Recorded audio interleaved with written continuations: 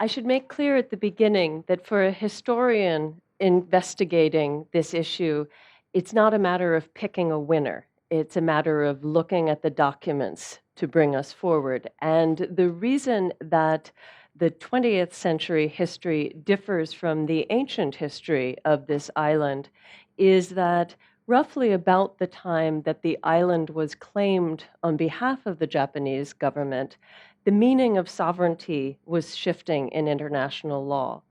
And in 1904, a sea lion entrepreneur from Shimane Prefecture in western Japan named Nakai Yozaburo petitioned the Japanese government at the time to have exclusive rights for sea lion hunting. His letter is quite eloquent, and he explains that as ants are attracted to sweets, people are rapacious if something is beneficial to them, and that he, Mr. Nakai, would do a far better job if he alone were allowed to have these rocks for his purposes, and that it would not only benefit the sea lions if they were left to him, that is to say, he would protect the females and the young, but that it would benefit the Japanese nation by claiming that space for business and industry, for burgeoning industrial processes.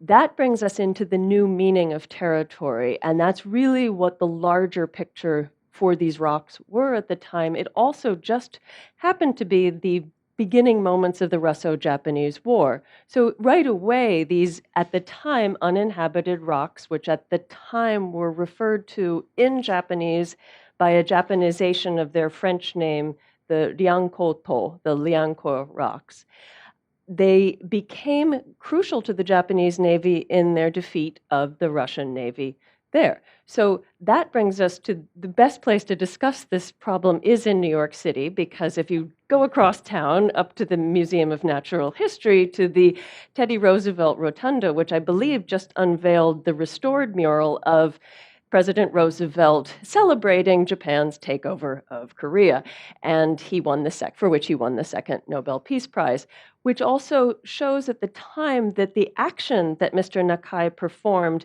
as well as the actions of the Japanese government in 1904 and 5, were not irregular according to sort of international norms of the day.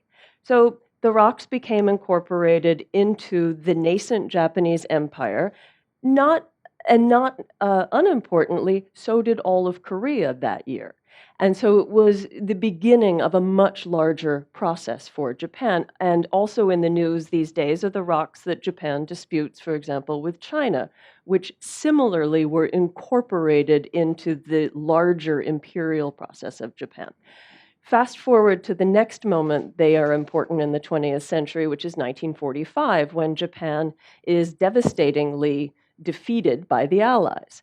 And in another moment of redefinition of sovereignty, the Allies, particularly the United States, move in and occupy both Japan and Korea.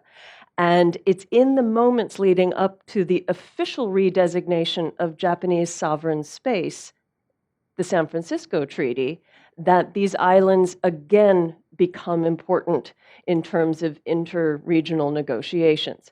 The Americans were very much in charge of designating the terminology at the time because they controlled the moment. The Americans also very clearly knew that these islands were contested between Japan and Korea, and what's clear from the documents is that Washington, the interests of the State Department tended, in general, to favor Japanese requests. The interests of the military command tended to favor Korea's side of the argument, and that goes to show that Washington was coming to view the entire region in a completely different way. In that juncture, 1945 to 1951, the rocks were part of a wholly new feature of American power known as the Strategic Bombing Command of the brand new U.S. Air Force, which was based at Kadena in Okinawa, which had also become American territory. I promise I'm being as quick as possible, but the rocks that are contested today at that juncture became useful to American pilots for target practice. And there was a terrible, tragic accident in 1948 when the United States did not make clear its intentions for that day's target practice and ended up killing scores of Korean fishermen. But it was within the Korean sphere of control for the Japanese military. And then, as the years progressed towards the San Francisco Treaty, also unforeseen in the 1904-05 moment, the Korean War broke out. And so these rocks took on an entirely new meaning geopolitically, strategically, as American pilots returned from bombing runs over North Korea to lighten their payloads.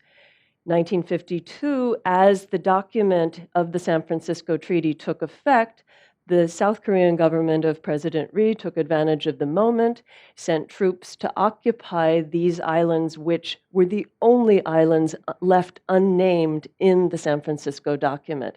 And so that's the condition of Korean occupation that has pretty much existed to this day, and it's that juncture that the Japanese government contests.